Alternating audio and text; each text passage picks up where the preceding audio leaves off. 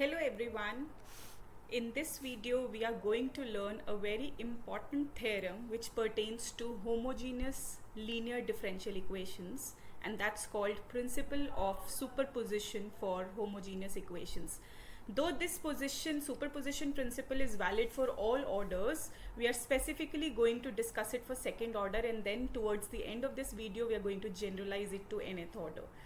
Now this principle says a very important result about linear homogeneous differential equations. So let's first understand what is the meaning of linearity and what is the meaning of homogeneity with respect to differential equations of second order. Now by linearity we mean that y, which is the dependent variable, and all its derivatives are having degree 1. That means they are all linear terms in the differential equation that we are discussing. Y, which happens to be the dependent variable, and its derivatives are all degree 1 terms. So that means this cross y dash or y square, something of this type, is not allowed in this differential equation. Linearity means the dependent variable and the derivatives are all linear. Homogeneity in this differential equation refers to the right hand side of the differential equation being 0. So if the right hand side is 0 and it's a linear differential equation, then the theorem says that starting with two solutions, suppose y1 and y2 are two solutions of this homogeneous linear differential equation on a given interval I, then a linear combination of these solutions is also a solution. What do we mean by a linear combination? Suppose y1 and y2 are two solutions, then any kind of scalar, by scalar we mean a real number times the first solution plus another real number times the second solution, this linear combination will also be a solution. So with two solutions we'll be able to generate infinite number of solutions through linear combinations. In fact, if you know one solution, say y1, then cy1, any scalar multiple, will also fall as a specific case of linear combination of y1 and y2, because if you have y1 and y2, you can take c1 y1 plus 0 y2. That's also a linear combination. So that means scalar multiples of y1, scalar multiples of y2, and all sorts of linear combinations of y1 and y2 will also be solutions of this differential equation. This is a very easy result to prove, but it gives you a very strong result pertaining to the solutions of these differential equations, which we'll be discussing in future videos. So this principle I am repeating here says a very interesting fact about homogeneous linear differential equation of any order, in fact, but we are discussing for second order right now, that starting with two solutions of such a differential equation, any linear combination will also be a solution on the same domain. So this is what the principle says. Let's go on to prove it. The proof is highly elementary. So let's read this restatement of the principle. In other words, for a homogeneous linear differential equation, linear combination of solutions is also a solution. So let's quickly look at the proof. The proof is very easy, because if y1 and y2 are two solutions of the given differential equation, let's call it as star, then y1 will satisfy, because solution means that it satisfies the differential equation. So y1 satisfies, y2 satisfies. Now we have to show that the linear combination also satisfies. So let's quickly consider the linear combination, call it as y, and let's substitute y in the given differential equation. Now comes the role of linearity and homogeneity. You can see that when you put y as c1 y1 plus c2 y2, it is you are able to take c1 out and do y1 double dash plus c2 out y2 double dash, because the differential equation is linear.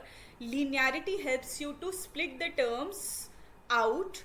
You can, because c into y dash can be written as c into y dash. This is algebra of derivatives, and you are able to apply it only because it's a linear term. Had it been c y square dash, then it would have been a different formula for the derivative. We can't say that it's c y dash square. That's not true. So it's only because of linearity that we are able to use algebra of derivatives here and split the given expression into c1 times y1 double dash plus px y1 dash plus qx y1 and c2 times. But luckily these two brackets that we have with c1 and c2 attached here are both 0 using 1 and 2, because y1 and y2 are solutions. So y1 satisfies, y2 satisfies. So it's c1 times 0 plus c2 times 0, and hence overall right hand side is 0. So that means your linear combination is also satisfying the same differential equation. So you had two solutions, you took the linear combination c1 y1 c2 y2, and that also happened to be a solution of the same differential equation, and that is what the principle is telling us.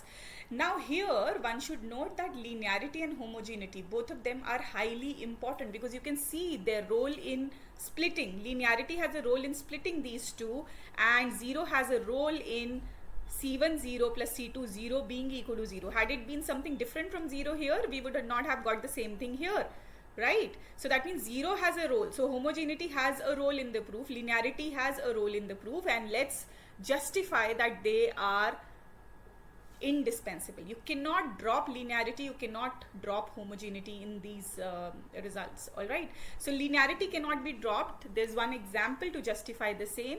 So we take a non-linear differential. You can see that there's a cross term here, so it's non-linear. You have a square term here, so it's non-linear here.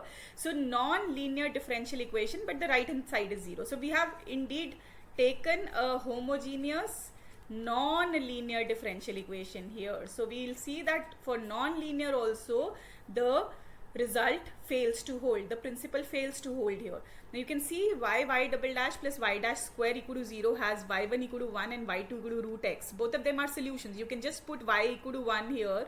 You can see that it's trivially satisfying. If you put y2 equal to root x, you will see that it is satisfying this differential equation. So these two are solutions, but they're linear combinations. So let's take a specific linear combination. Sum is also a linear combination, because if you take c1 y1 plus c2 y2, where c1 and c2 both are equal to 1, then y1 plus y2 comes out as the result. If you take c1 as 1, c2 as minus 1, it's y1 minus y2.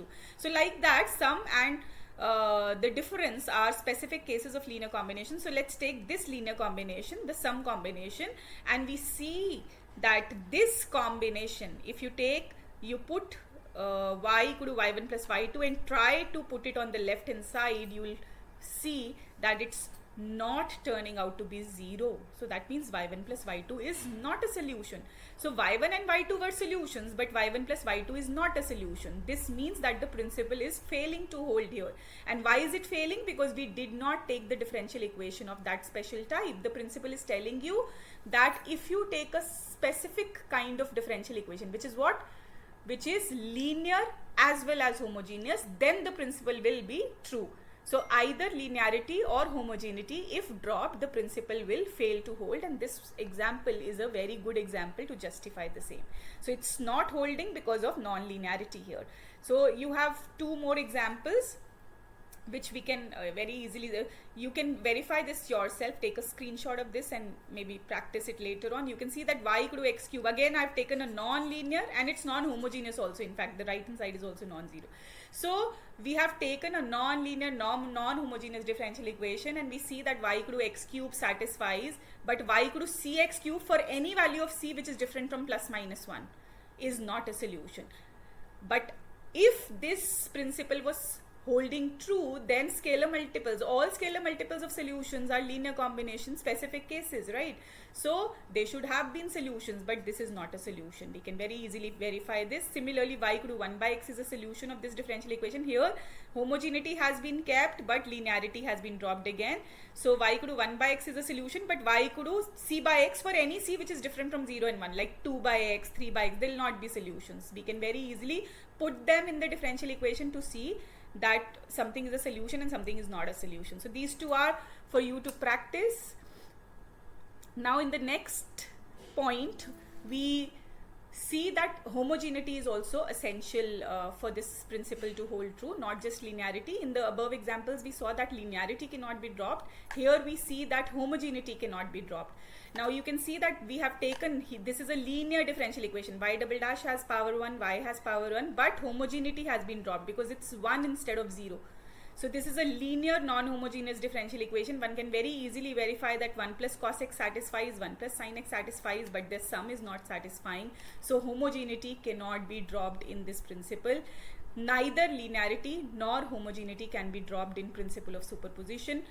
Next point is to understand that this has been discussed in the video for second order, but this has an obvious generalization. On similar lines, one can prove for any order, in fact for any general nth order differential equation of what nature? Homogeneity and linearity has to be there. So it has to be linear with respect to the dependent variable and its derivatives, and the right hand side has to be 0. So if that's the case, and you start with n solutions, so in the second order case, for second order we started with 2 solutions, y1 and y2. So if you start with y1 and y2, linear combinations of y1 and y2 are solutions. Third order, you start with 3 solutions, y1, y2, y3, their linear combination c1, y1 plus c2, y2, c3, y3 will be a solution again for a homogeneous linear third order differential equation. Like that, this can be generalized to nth order, that if you start with n solutions of an nth order differential equation which is linear with respect to y and its derivatives. So you can see y, y dash, y double dash, all derivatives have power 1. So y bracket n here means the nth order derivative of y, so its degree is 1. So all are linear in y and its derivatives, and the right hand side is 0. So it's a homogeneous linear differential equation. We are saying that if you have n solutions, then their linear combination will also be a solution. So that's how this principle helps us to generate an infinite family of solutions starting with as many solutions as is the order. So second order differential equation, if you have a linear homogeneous second order differential equation and you know 2 solutions, y1 and y2, then you can generate infinite 2 parameter infinite family of solutions by taking linear combinations of these two. And linear combinations cover scalar multiples of solutions also by taking one of the constants as 0. So that means every scalar multiple of y1 will also be a solution. Every scalar multiple of y2 will also be a solution. And in general, a linear combination of y1 and y2 will also be a solution. And one should understand that neither linearity nor homogeneity can be dropped in this principle. This principle holds true only for a nice set of equations. Nice in the sense that they are linear with respect to the dependent variable and its derivatives, and the right hand side is 0. So that's all about principle of superposition. In the next video, we are going to learn more about such equations. Thank you so much for watching.